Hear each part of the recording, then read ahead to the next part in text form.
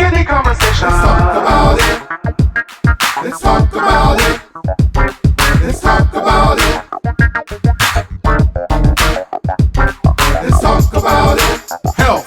Let's talk about it. Lifestyle. Let's talk about it. Choices. Let's talk about it. Let's talk about it. Kidney conversation. Hey guys, welcome to the Kidney Conversations and yours truly, C. Allen Bennett, better known as Chef Benet. I'm excited today because I have with me live in studio, which is our first time in this particular studio, which I'm really excited about, Dr. Acia Williams. Now, Dr. Acia Williams, everyone, and the funny thing is that we recorded like 3 different kidney conversations, so she should be real comfortable today, especially with the questions. Dr. Acia Williams is my actual kidney donor.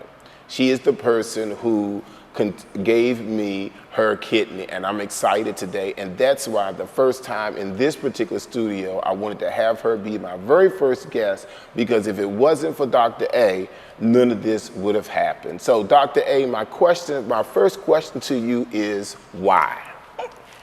The ultimate question and the same answer is the same.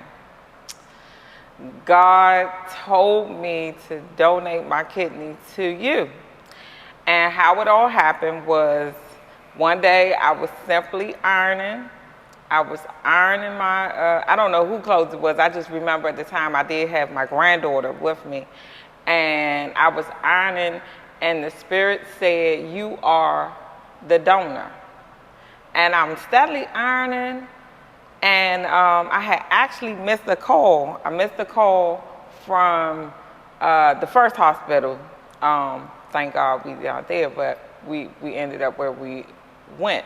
But I missed a call from that hospital, and I called them back once I got in the car.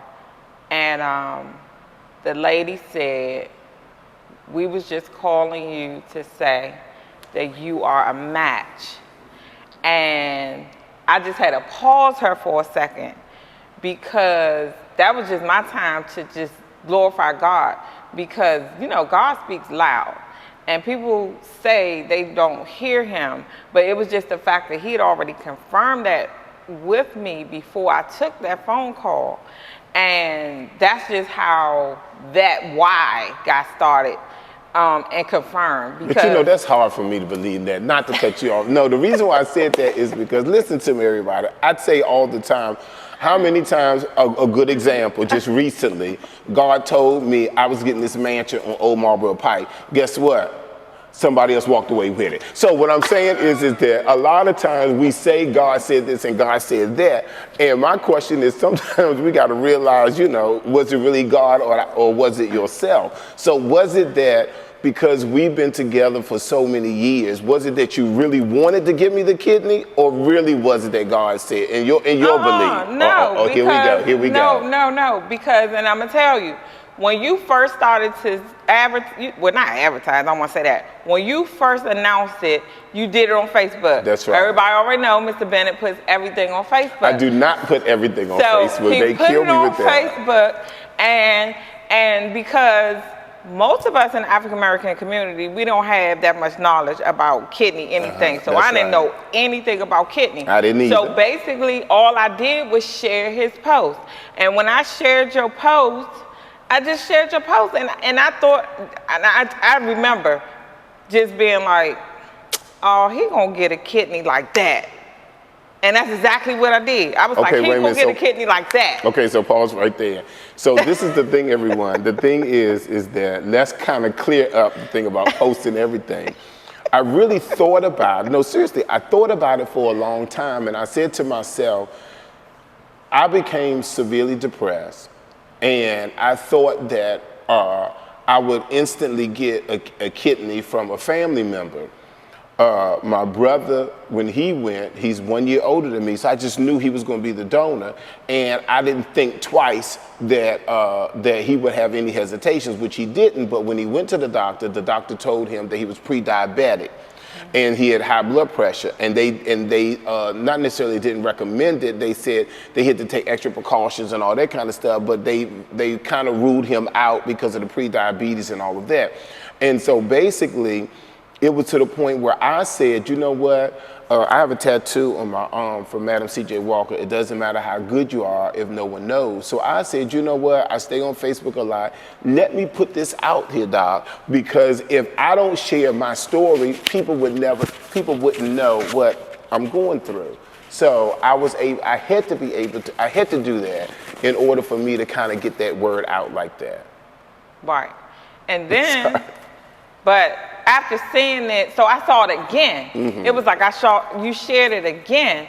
And then I just remember thinking, well, what's taking so long? I was like, because you had like hundreds of comments, like, I'll give you a kidney, I'll give you a kidney. And I can tell you right, I never thought anything about ever having to donate a kidney in my life, or let alone to you.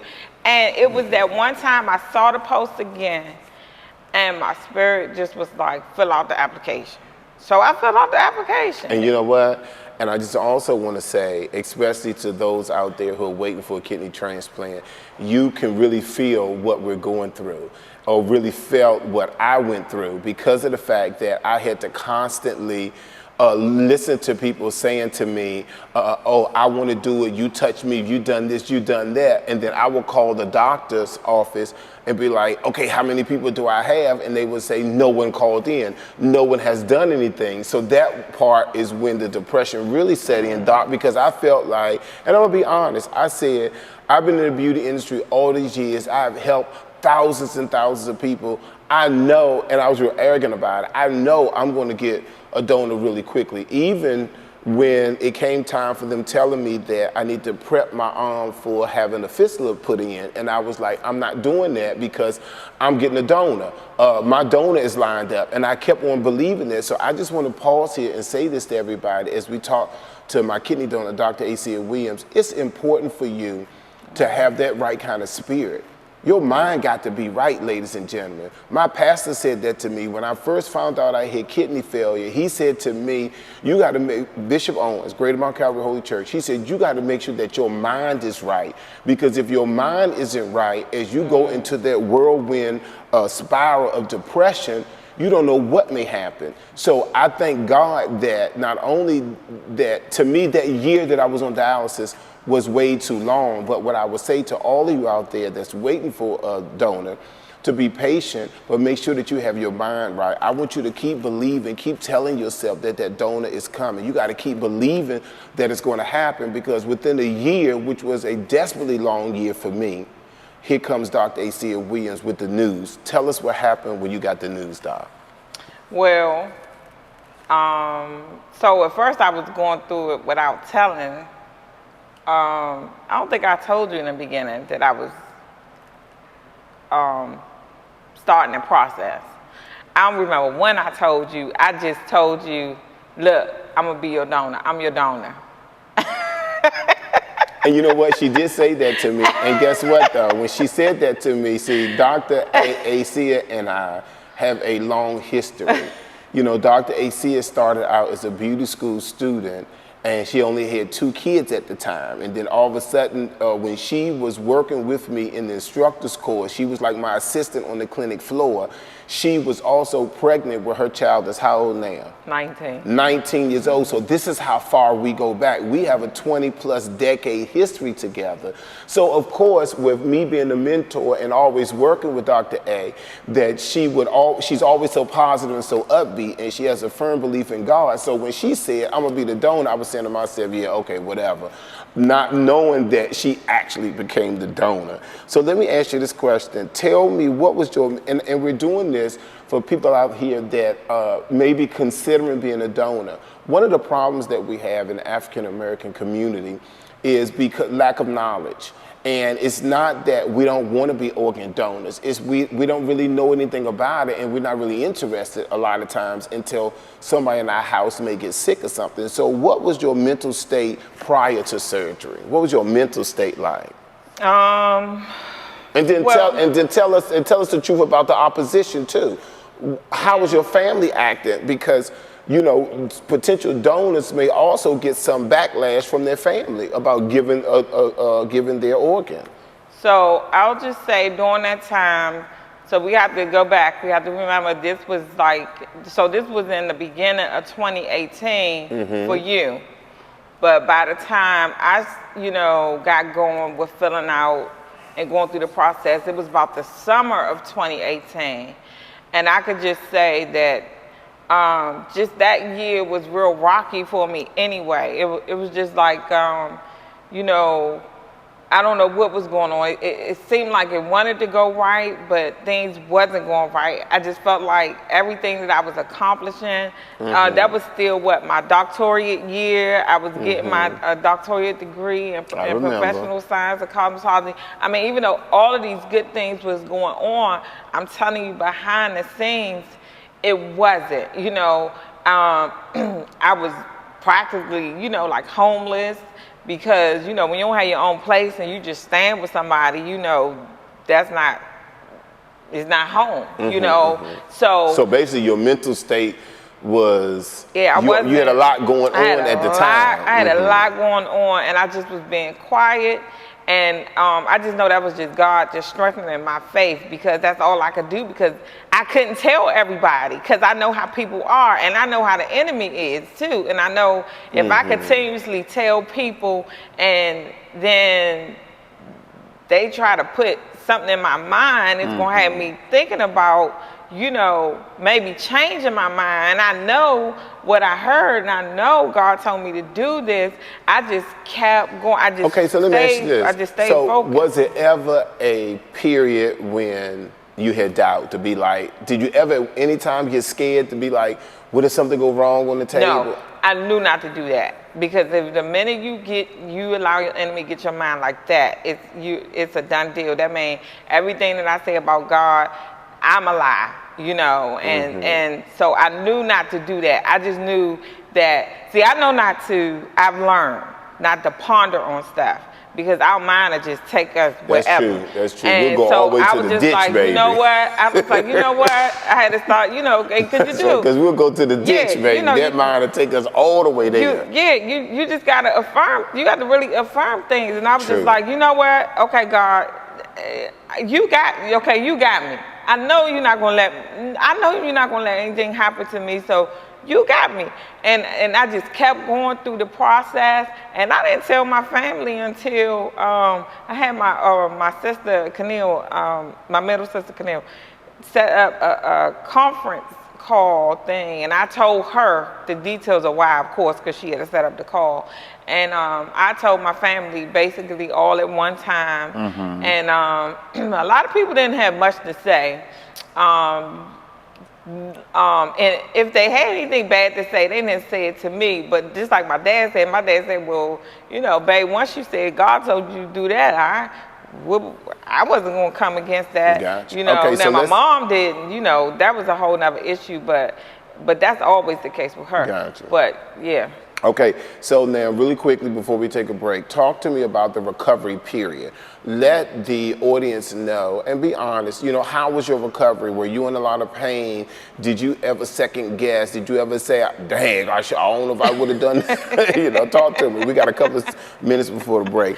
Talk to me about the recovery period. So, before I even get to that, I believe we had, when you switched to GW, that was like the best thing that could have happened, because even going back through those same steps from the previous hospital, I felt more comfortable. Even though I had stuff going on, it was more comfortable, and that's when I knew it was more settling for me, and I knew God was in this, and everything was just fine. And if I had to describe my one night of what I consider pain, and I was in the hospital, was when they, basically getting you ready and they unhook you from your medicines through your IV. And it was just a really bad tummy ache.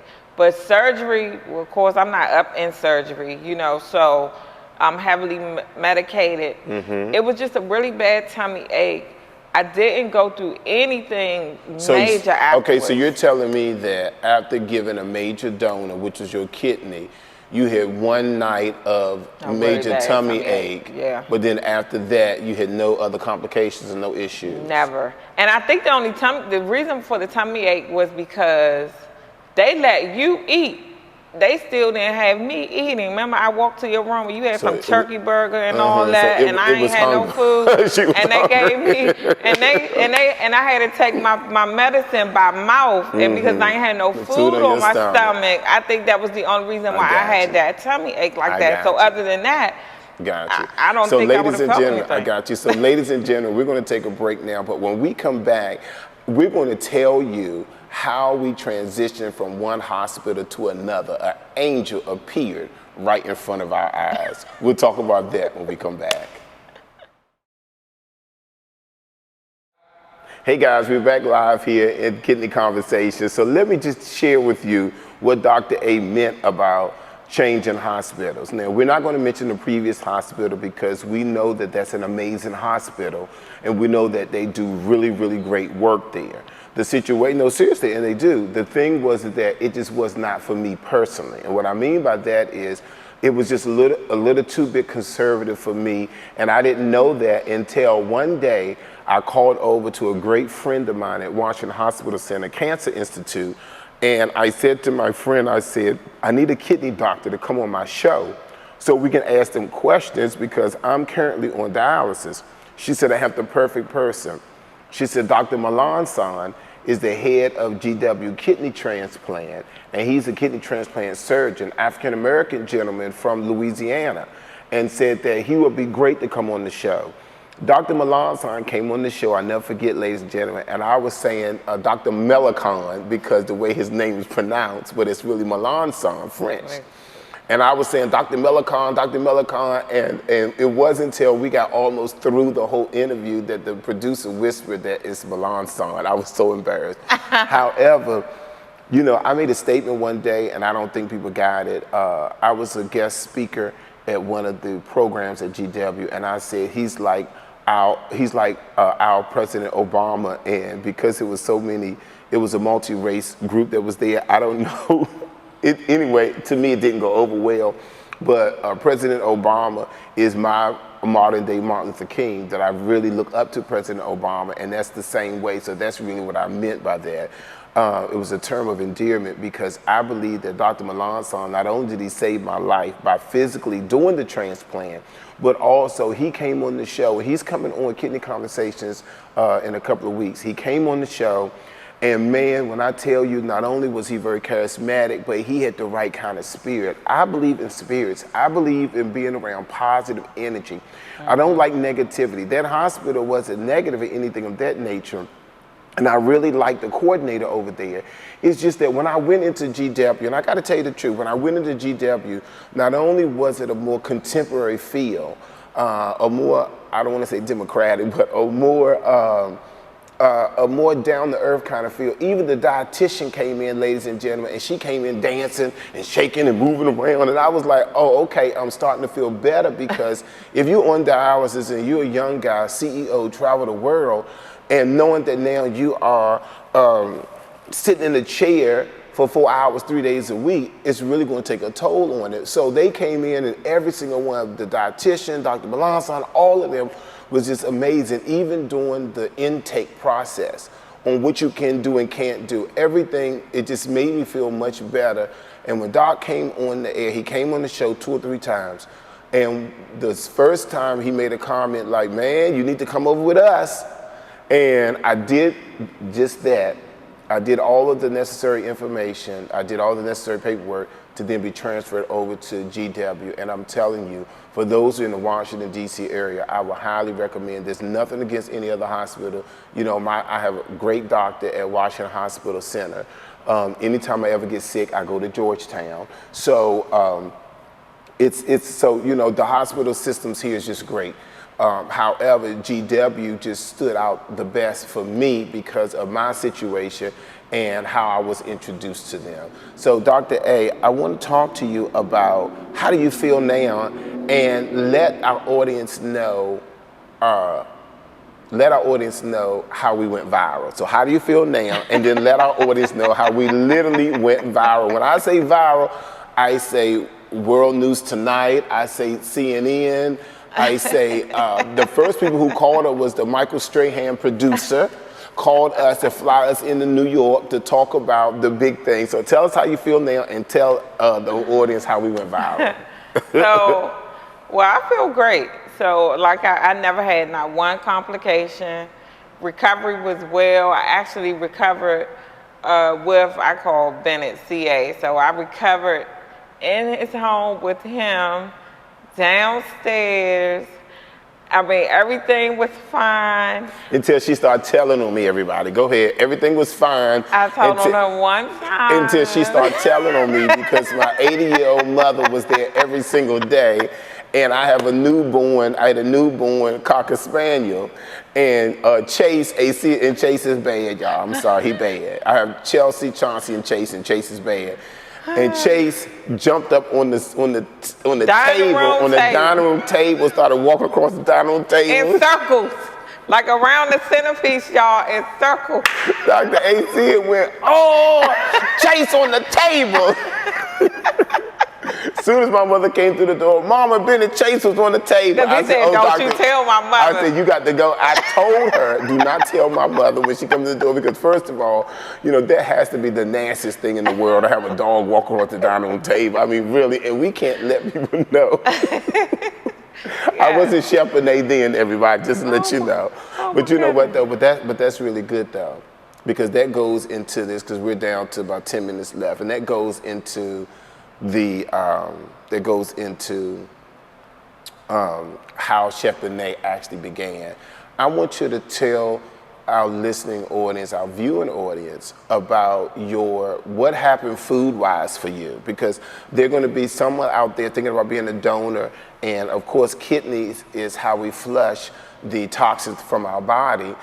So how did you feel in reference to your eating habits? Did it change? Did you do something different? Was it some things that you couldn't eat any longer? Talk to us about that. So, well, we could go back already years prior. I had started changing my eating habits a long time ago. Okay. So I already had, you know, I didn't eat pork or beef for over, 16 years. Mm-hmm. And I had started doing the organic thing more and just more detoxing. So I had became more health conscious anyway. So this process, you know, probably not even realizing, well, we never know what's ahead anyway. So not even realizing that this day was coming. Mm-hmm. So this had to help with that, because I didn't Okay, so what are you doing now?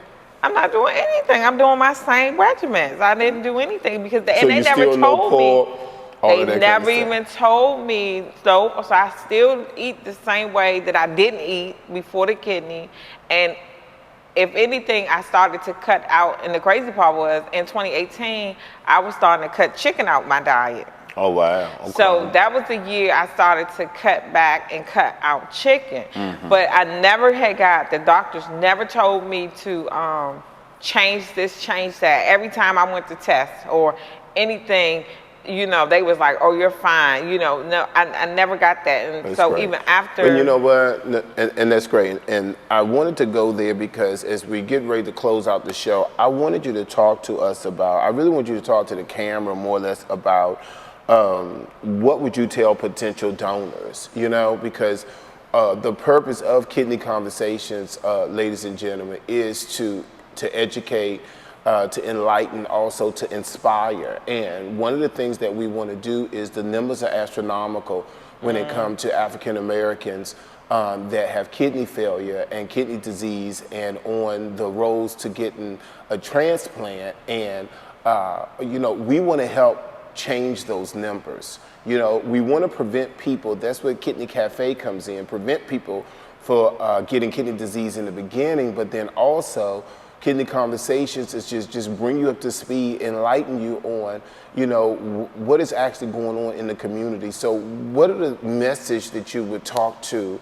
potential donors about to get them to not be afraid, to not wait for a loved one to become ill with kidney disease, but what would you talk to them about? How would you tell them your experience, and also in reference to them actually becoming a donor? Well, I will tell you that if it is someone close to you or a friend, or you even feeling led to just to check and see if you can be a donor, just go ahead and go through the process, because I promise you, and I tell you the absolute truth, it was not hard at all. The worst step was doing the collecting the urine, you know, kind of doing that 24 hours and then taking it into the lab so they can test that. I think that was just the worst thing of it. But surgery, recovery, just going through the process of it, and just keep a good, positive, you know, mental state while you're going through the process, and just believe that, you know, you are. And people always give me these accolades and tell me how much of an angel I am and all this other stuff, and I'd be like, no, that wasn't me, that was God. You know, I had no control of this. And even one person said something to me, and they said, Acia, think of it this way: what other organ in our body do we have to give away and still live? And I had never thought about it that way. And I was like, wow. Yeah, because what other organ can we really give away and still walk away healthy and live? But I know this. I don't know, but I know this. Listen, we got about 3 minutes. I want you to tell the audience how we went viral. Talk to us about that real quick before the show was over. Okay, so CA looked at me during recovery, said, you about to take over the shop. And that was it. So we started to do that whole transition. I wanted to do my soft opening in February, because that same location that I own the salon, I went there Valentine's Day 10 years ago now. And I wanted to still do it like on the anniversary of close to Valentine's Day. So February the 10th of 2020, here it is. I did a soft opening. We had a great turnout. I mean, we enjoyed ourselves, everything. And remember, COVID was creeping up around the corner. Well, it was there, but it wasn't masked up and be in the house yet.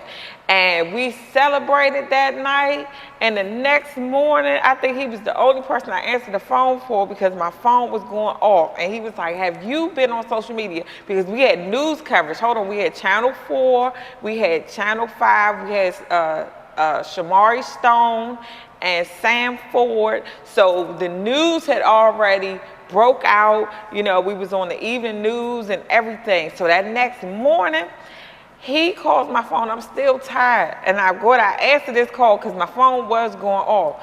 He said, have you been on social media? Have you, and I was like, no. And then I said, well, let me read some of these messages.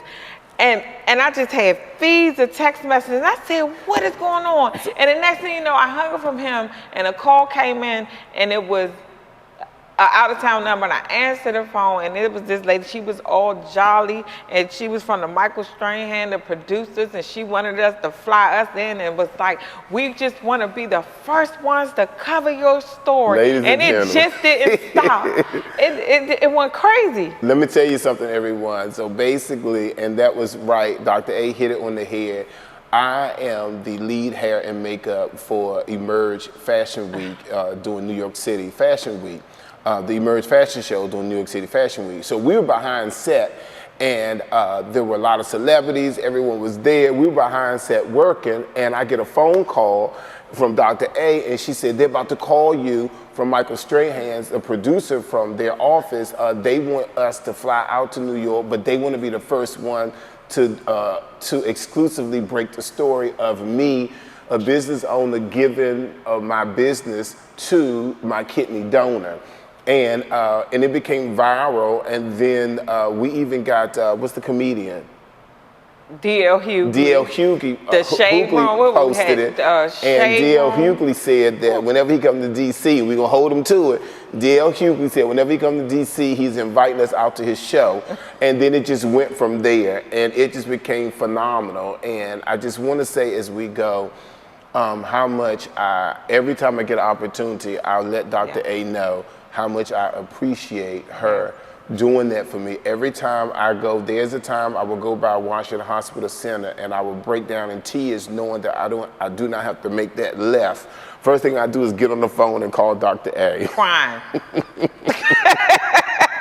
Calling Dr. A with a bunch of tears, just being grateful and thankful for the opportunity. So I wanted to thank her for coming in today, my very first guest in the Kidney Conversation studio, and just to appreciate her for everything that she's done. So again, Dr. A, I appreciate you, and many, many, many more years that we have together. And she is the proud salon owner of Hair Loss Rejuvenation Clinic. Yes, and correct? A new image by Acia and the Hair Loss Rejuvenation Clinic. So we're going to put up her information on the board. So if anyone is interested in doing her services, she has all kinds of services, not just a hairstylist, but she does micro. So what are the things you do real quick?